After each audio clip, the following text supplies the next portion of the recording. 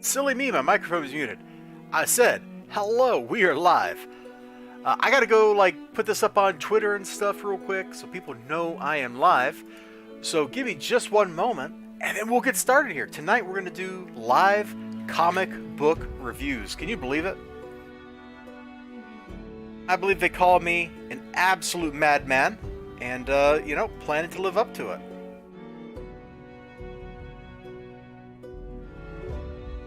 Where is that? Get shareable link. That's what I want.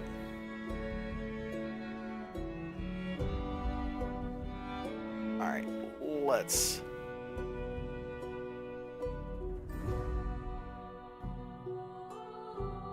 grab that. We are live for New Comic Book Day. This is the, oh, there's Ninja Weasel in the chat. This is the Endless Legend soundtrack. I was listening to this on Monday, streaming on Twitch. Playing Europa Universalis 4 with 6Ev Cyrus, and boy, it just reminded me of how much I like this soundtrack. Anyway, let me finish up this tweet I just started. And hey, Ninja Weasel.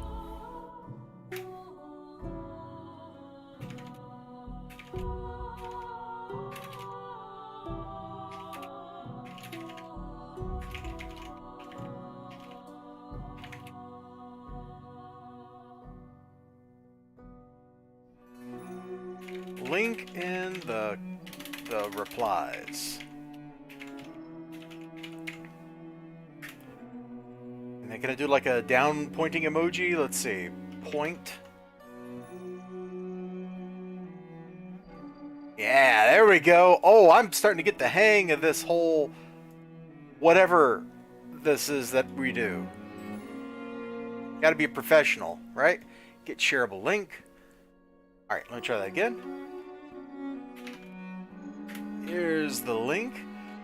Come hang out for like a half hour or something. It'll be fun. At least I hope it'll be fun. If it ain't fun, I don't know what I'm doing here. Let's see. Angel says, just rolling around YouTube watching people make vids on their new player experience for Final Fantasy XIV. Let's see the confusion and overall positivity.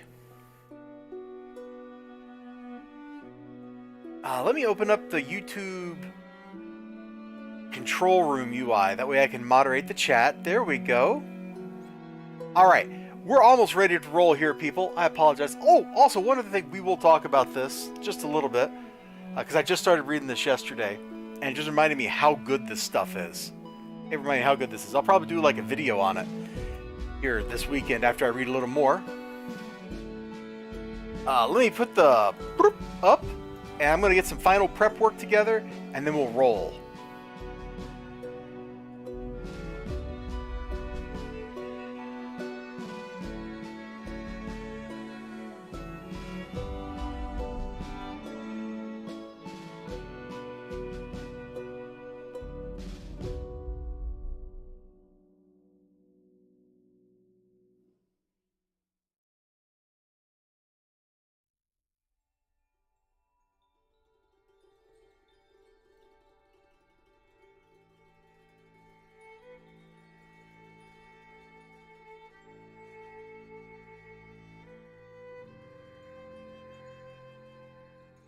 Okay, you know what? We could get rid of the whole stream starting soon thing. Let's clip that off the screen.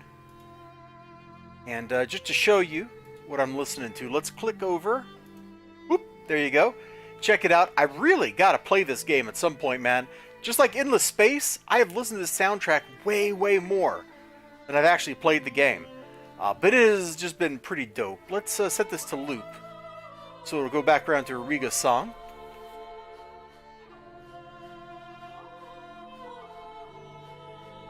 Many years ago, Amplitude Studios said that as long as you gave attribution, you could use this. Alright. We'll give, let's see, did a Discord notification go up? Does XLG know what's going on? Okay. Theoretically, he knows because he's on mobile. And it's been 5 minutes since I hit the go live button. I say we just get started here. We got 3 books that we're going to talk about today. We got our new co-host, Johnny Quest, right here. So we might talk about him first. I don't know. We've also got this Vampirella book that had some really dope art and action in it. And then Wildcats #3. This book was just one big fight sequence. It kind of suffered because of that. And I didn't really care about the dialogue, but man, the book looked good. I'm not sure which of these I want to talk about first. Could be any of them. And hey, if you're out there hanging out in the mysterious place known as chat, and you have any remote interest, even the slightest, in what we're talking about here, one thing you can do to help me, help the channel, help everybody, is to go in there and be like, bro, let me hit that thumbs up button. Because you wouldn't believe it, right? You would not believe it. But that actually makes a huge difference for how the algorithm reacts to streams and all that kind of stuff. So I hate to beg, but YouTube demands it. YouTube, like, you get on YouTube and it's like in the paperwork they send you, it's like, will you beg on stream? And if you don't say yes, you can't stream on YouTube. This is how it is. I don't make the rules, but that's life. Where was there was like one or two things I wanted to show. As yes, the algorithm is a merciless overlord. Boom, let's hit that 100%. I don't even know if you guys can see that, but I'm smacking 100 like as hard as I can. I don't even know what that does. I don't know what that does. Like, does that, like, in the future, does that like put the hundreds floating in the sidebar of the chat? I don't know. Let's see, I want to show that because it was funny. And let me show that. And oh yes, this. Yeah, but like, is it permanent? Is it ephemeral? Are we only seeing those hundreds right now? Because I see them. Like, if I click in the studio window over here, like I hit the hearts, and I see them in the OBS, well, I guess Streamlabs window, which I can't interact with because Streamlabs is dumb. There was one more thing I wanted to show.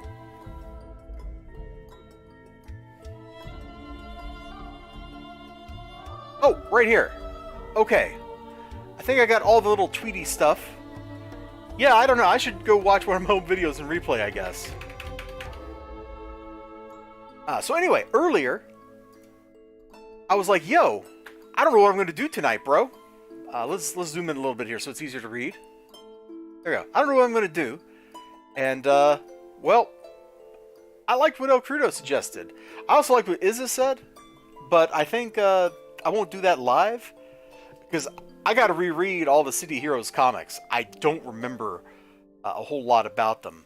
I just remember that one story arc. Well, no, that's not true. I remember the second run, the Top Cow books, but I don't really remember the Blue King run. So, if I'm going to talk about it, I got to start there, and also with the original Dark Horse one-shot, too. So, we gotta go through that. That'll be like a journey. Maybe we'll just sit down and do that 1 week, because it'll be fun. Let's see. I like this Frank Frazetta art that popped up on my feed. Like, if you told me that this was Frank Frazetta, like a 10-cent comic book, I don't know that I would have believed you. But according to Heroes Punching, these Buck Rogers covers are all Frazetta, and they are absolutely, completely, 100% thumbs up right there. You know what I'm saying? You know what I'm saying. Like, this stuff is great looking. It's got all that joy of pulp. I don't even know what's going on here with this. Like, what happened to his pants? Did he like fart really loudly and his pants exploded? I don't know. I don't think I want the answer to that question. Let's just move on with our lives. And then I like this stupid meme. How am I supposed to play games from a console 3 decades old now, Nintendo? That's the neat part. You don't.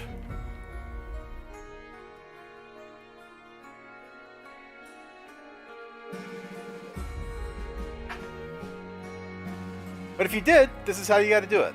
You got to pay $500,000 to a scalper. A+. With thumbs up on camera again. Then let's see. So Rooster Teeth is going out of business, and I had two different thoughts here. Yeah, so Variety posted this. And of course, my first response is, it's almost like they chose to alienate their longtime fans. Like, a lot of the stuff they've been producing has not resonated with the people who were there watching their stuff 20 years ago and still wanted to watch this stuff today. When you make things people don't want, turns out that they don't want to hang out with you. Who could have possibly guessed? But my other thought is I'm still mad that Ruby kept going after Monty died. I will never not be mad at that because the show was already pretty bad. And without him doing the fight choreography, it was way better. Is this AI generated? I feel like this is AI generated. This is so AI generated. Look at it. It might not be, but that's my first impression. Also, apparently parrot fever is a disease in Europe. The Europeans just don't know birds are not real. If they did, they would know parrot fever does not exist. You can't get it because birds aren't real. Unless you're getting it, of course, because of a government conspiracy to infect you with parrot fever. Alright, there we go. We have given people time to join us. I see we got a few viewers. Hello, you beautiful viewers, all you lurkers out there, plus Ninja Weasel, who is actively chit-chatting, jibber-jabbering with me. Much love, as they say. I'm not really sure who they are in this case, but whoever they are, they're out there somewhere, and that's okay. Just making sure stuff still looks okay on the YouTube studio control window or whatever, and everything still looks pretty okay. So, let me get ready over here.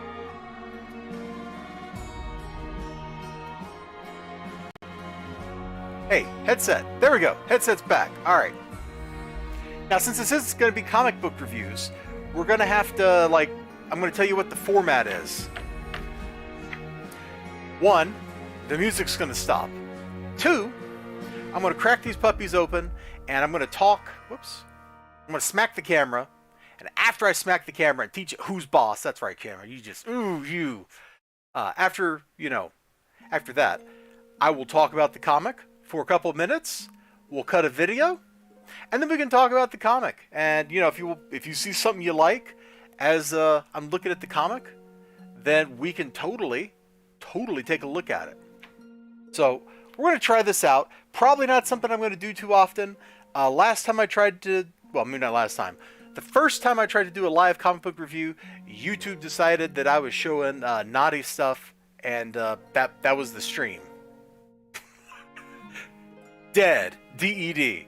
Because I was reading LaFay #1, and it was like a side view of a woman and wasn't showing anything, but hey, the YouTube overlords are cruel and wicked. Their rules make no sense. You can show all kinds of blood and gore and they don't care. But boy, you show Vampirella in her comic book cover outfit and suddenly everybody loses their mind. That was the worst Heath Ledger Joker voice I've ever done. But I was not prepared for it. I didn't know I was going to say that until it happened. Alright, let me take a sip of my beverage. And we'll start talking about this Johnny Quest.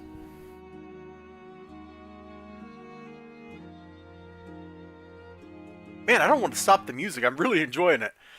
Alright. Anyway, this is our co-pilot right here. Johnny Quest, number 2? Yeah, number 2 is going to be our co-pilot. Man, $1.50? What year was this? Hold on, before I even get into this, what year was this book? Was this like 1985 or something? 1986, bro. $1.50 comic, a Marvel comic was 75 cents. We'll talk about this in the review.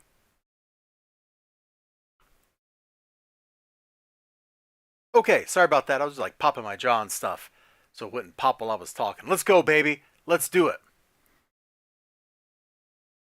Hello and welcome. We are doing this review live on stream because I am an absolute maniac, a complete terror, a nut job. This is Johnny Quest #2 from Comico. We were just looking at the date on the inside cover here. 1986. This book cost $1.50 in 1986 dollars, which today that would be something like $10. Did I get $10 worth of joy out of this book? Probably not. Just being honest, probably not. However, this book came out of the dollar bin, which used to be the 75-cent bin, which used to be the 50-cent bin. So I got it for the price of free because I go to Graham Crackers and you get 3 books out of those. So for the price of free, did I have a good time reading this? Yeah, actually, there's some neat stuff going on in this book. There's also some really, really heavy stuff. So Johnny, they're hanging out with Race Bannon, and they're like doing like school. Race Bannon calls Bismarck the bloody chancellor instead of, the Iron Chancellor because of the whole Iron and Blood speech, and Race is like, nah. Let me tell you the lowdown of this guy. But they're doing this at the beach, and then Johnny starts reminiscing. Starts reminiscing about his mom. And this is actually some really like heavy stuff because it's about his mom dying. Bro. It's about dude's mom dying. That's what the whole book is framed as. It's the How I Met Race Bannon story, which is all centered around his mom in the hospital. There's some... Okay, there's Race Bannon punching the guy out. That's not what I wanted. I wanted him and his mom. Yeah, here we go. Like, holy crap, guys. They wasn't pulling no punches here, dude. They were not pulling any freaking punches here with this story. Now, of course, you got this like heartfelt Johnny and his mom, Dr. Quest and his wife, like that kind of stuff going on. But at the same time, on the other page, Race Bannon is in a running gun battle with a dude. Well, it's only a gun battle because the dude has a gun. Race Bannon does not have a gun, but he goes full Ethan Hunt here, grabs a rope, jumps off the side of the building, swings through a freaking glass window, shatters the window with his body, lands, meets Johnny Quest, and then foils an evil scheme to kill everybody. Bro. This book was a wild ride. Like when we started out over here, and it was all this super heavy duty, just stuff. Deep relationship stuff. I was like, man, this book is a drag. Well, little did I realize all that stuff was just there to like give us this heavy backdrop so that Race Bannon could show up, become this like super impactful character, change their lives, save their lives, have a great time. It was actually a pretty good book. A little heavy, especially because I would imagine, the Johnny Quest market is supposed to be kind of kids. But then you look at like children's media, right? What is like a lot of the favorite children's media stuff out there, The Last Unicorn, Watership Down, Bridges to Terabithia. All those stories are super depressing. The Secret of Nim is a major downer. A Never-Ending Story. Oh my lord. At least that was the case for children's media made before like the year 2000 or something.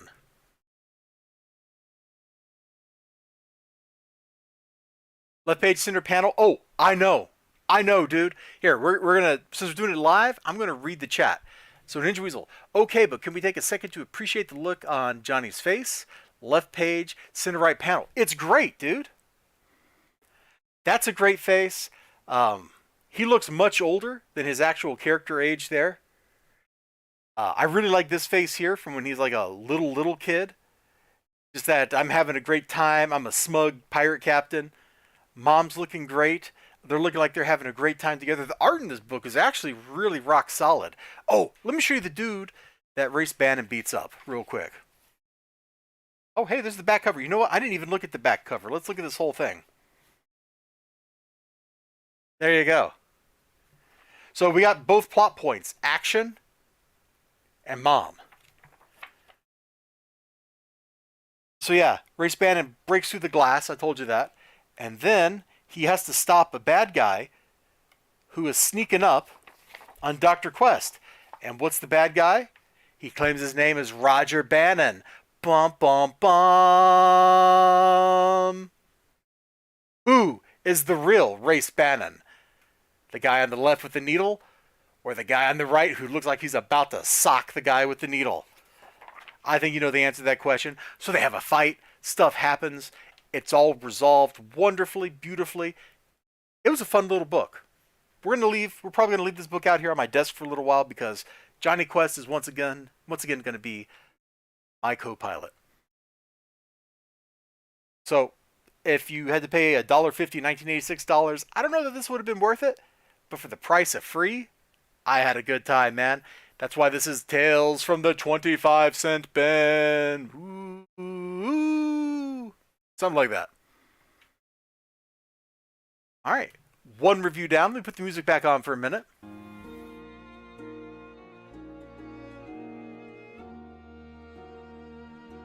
I'm just going to check something here.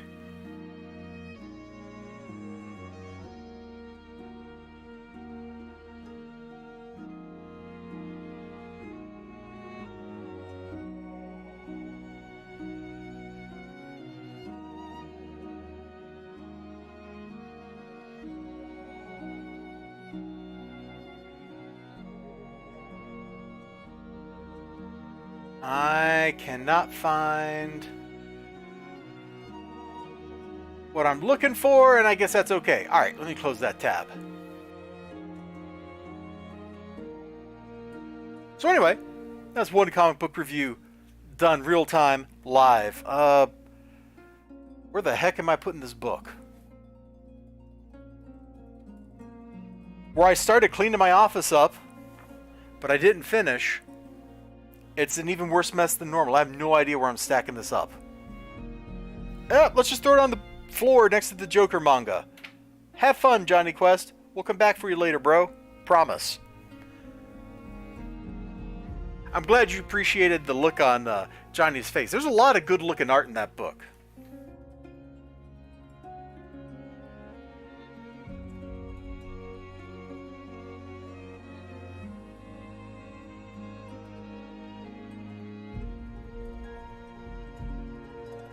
Well, that was weird. The YouTube studio view thing was like stuck 20 minutes ago. Why would they do that? Oh, look at that. I clicked out of the window and it just stopped updating? What the blip, dude?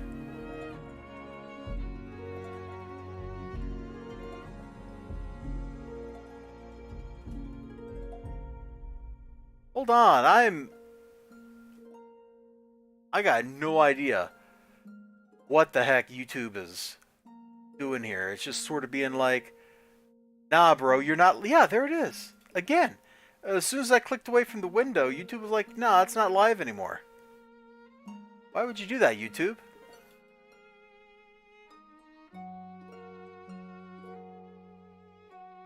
Instantly. Bro, stay up to date with my stream. Like, you know, one thing with Twitch is I don't have to worry about this kind of crap on Twitch. Twitch just works. It doesn't try to screw around with you. YouTube, definitely big on the screwing around with you. Not that Twitch doesn't have its own problems, but at least they're different problems, I guess. Alright.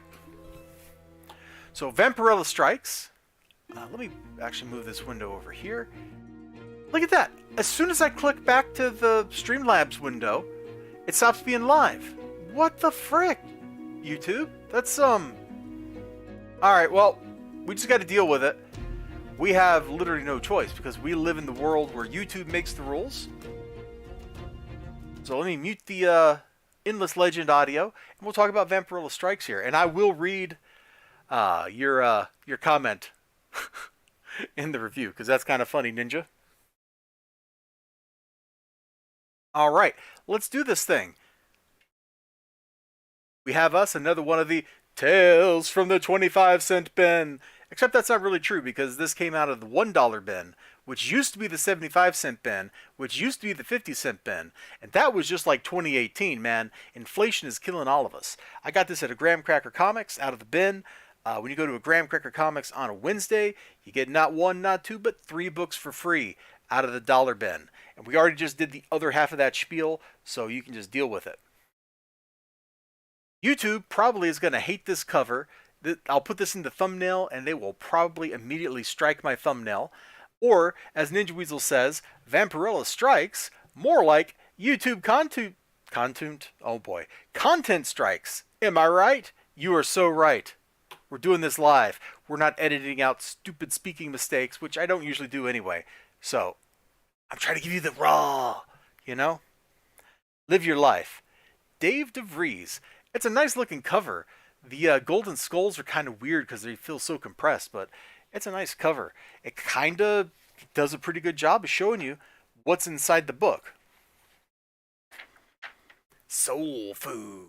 But not like that. Not like we're going to a nice soul food restaurant and we're going to get, like some collard greens or whatever you feel like. Man, actually, that does sound kind of good. Some cornbread. Look, I'm from down south, bro. I feel like I need to restart this review because I totally got completely sidetracked. So that's the problem with doing stuff live, man. You never know what's going to happen. So we'll start this over and we'll just chalk that up to, man, even though I just had dinner, some of that stuff sounds pretty good. There's that Key and Peele skit where they're two dudes who are like in a soul food restaurant and they're trying to outdo each other. And by the time they get done, there's like the whole, I'm ordering like a severed foot and a board. Like, what the heck, guys? But the exaggeration is pretty funny. Anyway, let's try this again, my friends. Let's try this again. With less of me getting sidetracked. Hello and welcome. I'm your host, Eliza Bar, and we're doing Tales from the 25-cent bin here. And this came out of, well, not the 25-cent bin, although I'm sure it was a 25-cent bin at some point. It was a dollar bin. When you go to Graham Cracker Comics store on New Comic Book Day, aka Wednesday, you get not one, not two, but 3 books for free out of the dollar bin, which used to be the 75-cent bin and used to be the 50-cent bin, and that was just like 2018. Inflation is killing us all. However, I paid the low price of nothing. Zero. Not a zip for this book. And you know what? I had a good time with it. This cost $2.95 and what is this, like $19.95? Let me look on the inside front cover real quick. $19.96. So that's probably like $10 today. Independent books, well actually comic books in general, were really expensive in the 90s, man. They were absolutely brutally priced. So this book is all about Vampirella dealing with an evil cult. And it's a blast. This book is a ton of fun. The dialogue is maybe there's too much of it, and it's not particularly interesting in a lot of places. But it's a good time. As an aside, I'm going to read Ninja Weasel's chat here. Vampirella strikes, more like a YouTube comment. Oh my gosh, I messed it up the second take and I messed it up. YouTube content strikes, am I right? Gosh, I can't even read. That's okay, because when you're looking at a comic book, don't have to read all the text. You can just look at the cool pictures. Like, here we go. This is the Pit of Balaam. Not to be confused with Balaam Garden from Final Fantasy VIII. And you've got these cultists. And here's the thing about these cultists.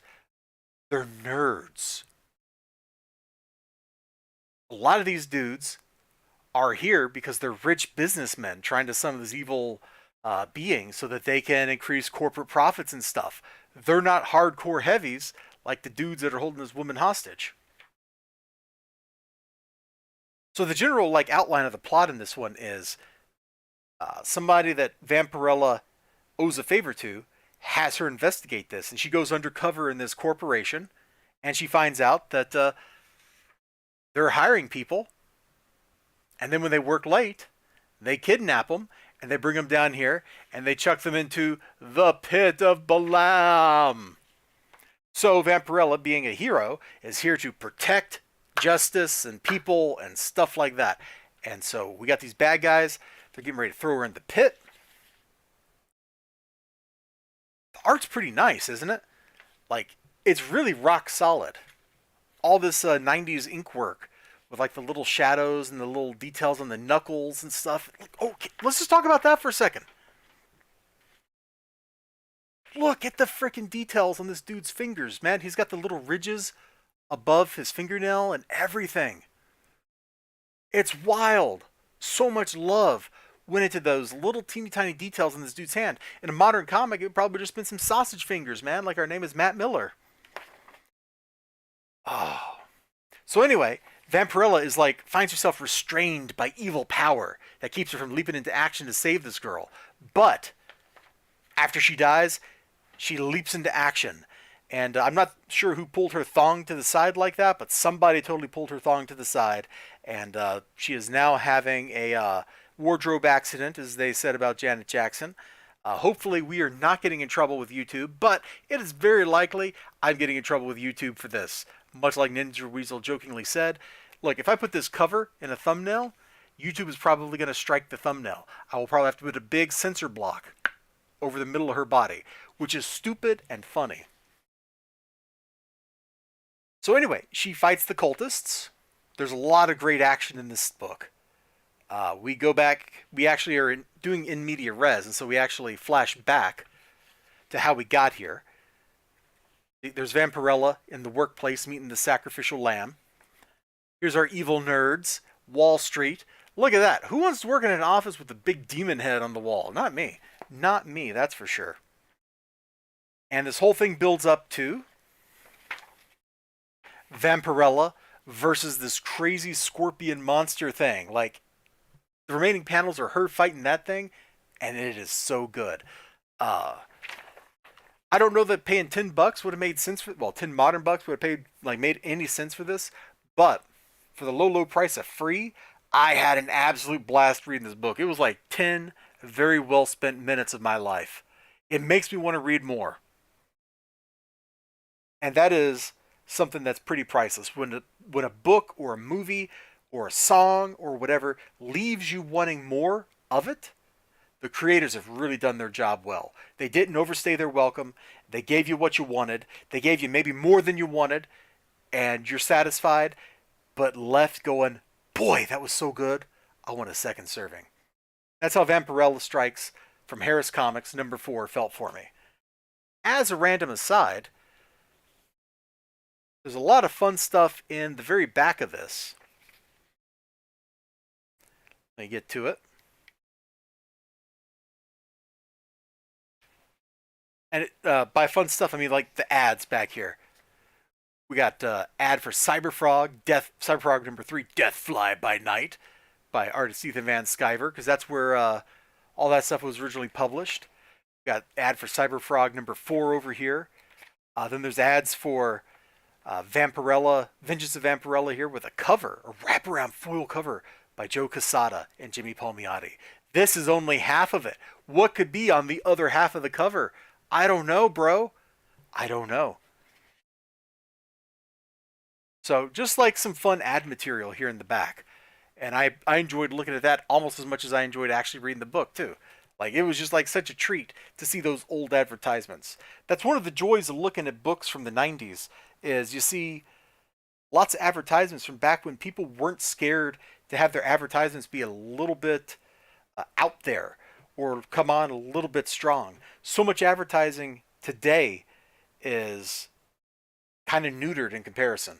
Anyway, you all take care of yourselves. You have a great one. Remember to like, comment, subscribe, all that good stuff. Hope to see you again next time. I can't believe I've talked for 7 minutes. Oh my gosh, I'm out of here for the video, for the review, not for the stream. Okay, let me put the music back on for a second here. I got to remember what was in this Wildcats issue, because I think it was basically what's on the cover of just the Wildcats team fighting the Youngblood team, while the vice president is possessed by a demon. Or a daemonite, whatever. But give me 1 second here. Hey, look at that. My YouTube stream preview window thing did not fall behind this time. Can you believe that? I don't believe that. I have trouble believing that. I think it's lying to me. But that's okay, I guess.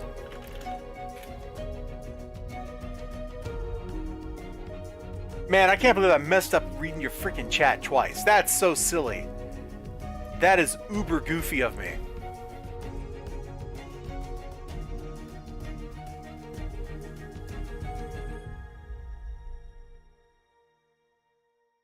Your chats are too potent. They sure are. They sure are. Ah! We must have looped back around to Ariga's song here.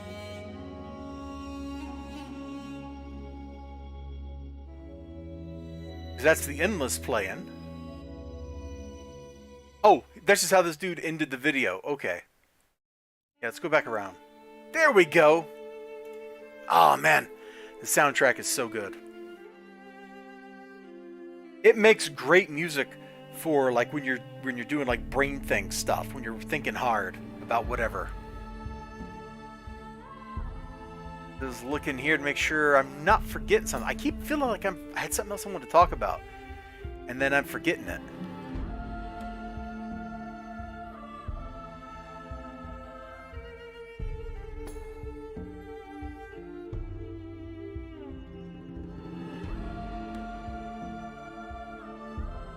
Oh, it was on the Rooster Teeth topic. My favorite Rooster Teeth stuff that they ever made was their stupid City Heroes Captain Dynamic videos, which I guess if Rooster Teeth is shutting down, I should probably go download those off YouTube before they vanish into the ether, because those things were stupid and fun. Sure, they were like advertisements because they're like talking about game features for like the Mission Architect and all that, but they were funny because I feel like I've met people that are just like Captain Dynamic in games, so it like was very like, yeah, I've been here, bro.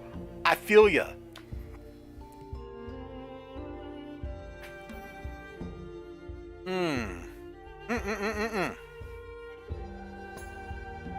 Ninja Weasel's chats are out there trying to explode my life. Can you believe that, man? Well, that's okay. Sometimes life is meant to be exploded. I don't know what that means. That sounds dirty. I shouldn't have said that. Oh, I didn't bring my notebook up here. Oh, well. All right. You're like the Black Bolt of YouTube commenters. I like it. All right, let's kill the music and let's talk about Wildcats. Let's do this. Deep breath. Yeah, deep breath. Got to psych myself up. Yeah, yeah. Oh, who am I kidding? Let's just start. Hello and welcome. I'm your host, Elizabeth. This is Wildcats, issue number 3. This is from the original miniseries, which is a 4-issue miniseries. And I gotta be honest with you, I kind of didn't remember any of what was going on. And that's okay, because the book actually does a pretty good job of explaining itself while things are happening. It's a trait that I feel like a lot of fiction has lost. A lot of creators have lost over the years, is the ability to throw you into a situation and then have you figure out what's going on in that situation while you're in it. The Wildcats book here does a pretty good job of that. You could have picked this up off the newsstand and read it basically just like I did, with only a passing familiarity to the characters and what's going on, and probably been okay. So here, issue 3. Oh, hold on. We're getting way down in the weeds. Sorry, I'm pulling it back. So this book cost $2 in like $1992, which was a lot of money. Once again, I think I'm going to say something like that was probably like $10, because that probably was like $10 in today's money. I, however, paid a big fat goose egg for this book. I got it out of the dollar bin at Graham Cracker Comics. You go to Graham Cracker Comics on New Comic Book Day, aka Wednesday. You get not 1, not 2, but 3 books for free out of the dollar bin, which used to be the 75-cent bin, which used to be the 50-cent bin, which was like 2018. Inflation is killing us all. I'm sure at some point it was the quarter bin, which is why this is Tales from the 25-cent bin. Anyway. That's enough preamble. I've been talking for like 2 minutes already, and I ain't even really cracked the book open. I really, completely, totally hate the first page. What a waste of a page. Sure, the face looks nice and all, But that is the real first page of the book. Over here, you got most of, but not all of the Wildcats characters. Over here, you got most of. Yeah, I think we're definitely missing at least one person from the Youngblood team on this side. And they're facing off. They're split like right down the middle, so the gutter becomes basically no man's land. I mean, sure, his hand and gun are sticking over the line, which was probably a mistake. He probably should have been bumped back just a smidge. And already we've kind of got like a bad tangent here between Bad Rock and whatever this dude's name is, because their arms are at the same angle. That actually looks really bad now that I've noticed it. Hold on, you might not be able to see that because of the glare. There we go. That's actually not great. In fact, look at this. I think the curve of his elbow matches the curve of Bad Rock's lip. Bro, this page, now that I'm looking at it, is Tangent City. That's actually kind of terrible. I hadn't noticed that until I was showing it here on stream, and I could not see it. But I like the general layout. This is a crazy top-down perspective. In fact, I'm not sure the perspective actually makes sense unless she is literally like floating sideways over here. I don't know. Like, no fisheye lens is going to explain this. And maybe she got knocked down. Oh yeah, she is knocked down, isn't she? She got laid out because there's a piece of debris on top of her. So I guess that does make sense now. Same thing with this dude. Okay, cool. We've resolved the mystery. It still feels like a really crazy angle. And I feel like there's maybe a little bit of like a fisheye effect on it, but I can't prove it. Anyway, this whole book is one gigantic fight sequence between these two teams of superheroes. If you wanted to see Jim Lee drawing lots of great looking action stuff, this is the book for you. Maul is getting his butt kicked by Bad Rock and whatever that guy's name is. It's great. Also, you can get you some Stormwatch trading cards over here. Premiering Homage Studios' hottest new talents in the next wave of Image rookies, penciler yada yada, written by... Oh, is that not actually a card ads? I thought this was a card ad. You have the chance to get in on the classified action with the release of... Oh, so they're just advertising the new comic. That's kind of cool. I thought it was going to be card art. Dude gets absolutely shredded by this like energy shotgun over here, man. It's awesome. This panel is just like full awesome here. I love these kind of effects. You know, his little sonic arrow going off. It looks great. And while these dudes are all fighting, the vice president who's been possessed by a demonite is like, yes, yes, my misguided earthling pawns, destroy them all.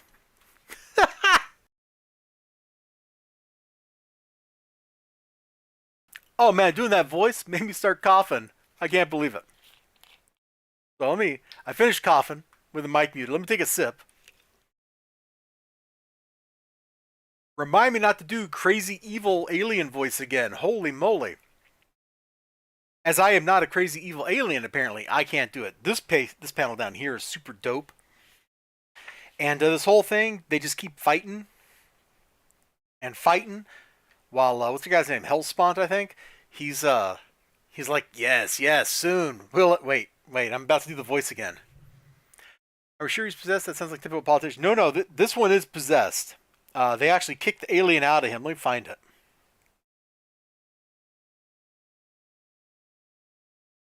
Yeah, right here. See, she's all like, yeah, psychic powers, which look great, man.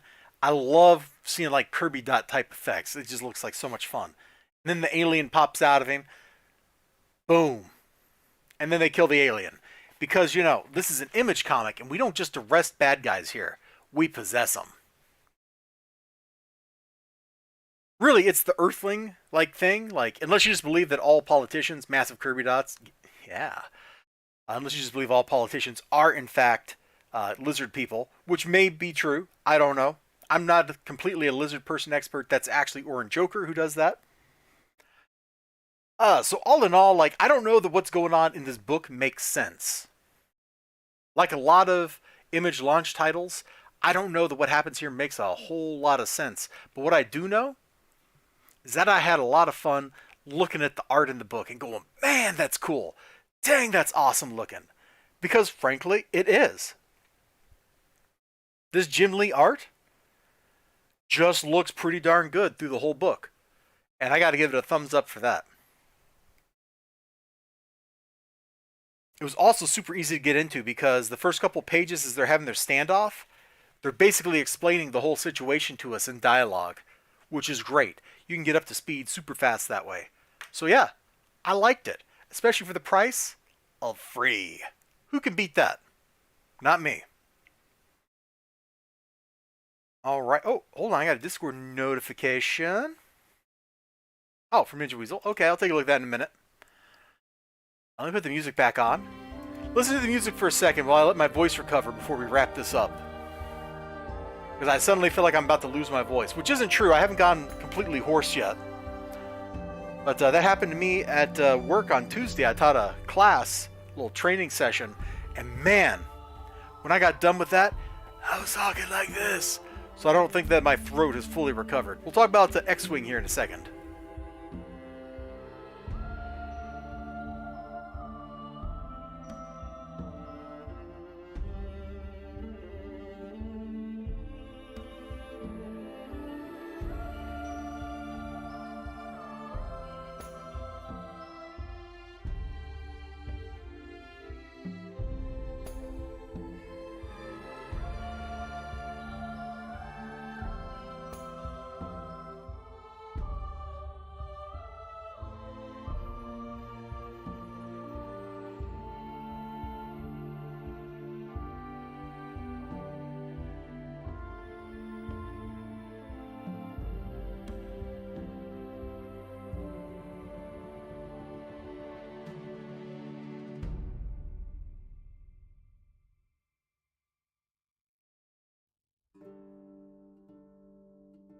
You know, when I start streaming, maybe I should get like a hot tea or something. That'd probably be a good idea. Anyway, we're going to talk about this novel a little bit. I'm actually just going to record a little video. I'm not that far into it. I was thinking about waiting a little bit later, but I take it back. Never mind. I have just lost my voice. So I will record this little thing later on. That was weird. That was real weird. Okay. On account of losing my voice because of making a silly voice during a comic book review, I think we're going to have to call the stream here. I wanted to go for about 15 more minutes, but I don't think that's happening, dudes. I think it's going to have to wrap up here. So thank you all so much for hanging out with me. One sec. Thank you so much for hanging out with me tonight. I appreciate it. Ninja Weasel, you beautiful lurkers. You guys that liked this and retweeted this on Twitter, love y'all. You take care of yourselves. Remember to like, comment, subscribe, all that good stuff. Yeah, if you've seriously been hanging out here through this video and you have made it to the end, number one, props. Number two, you should give me a thumbs up. I appreciate it. Yeah. In the meantime,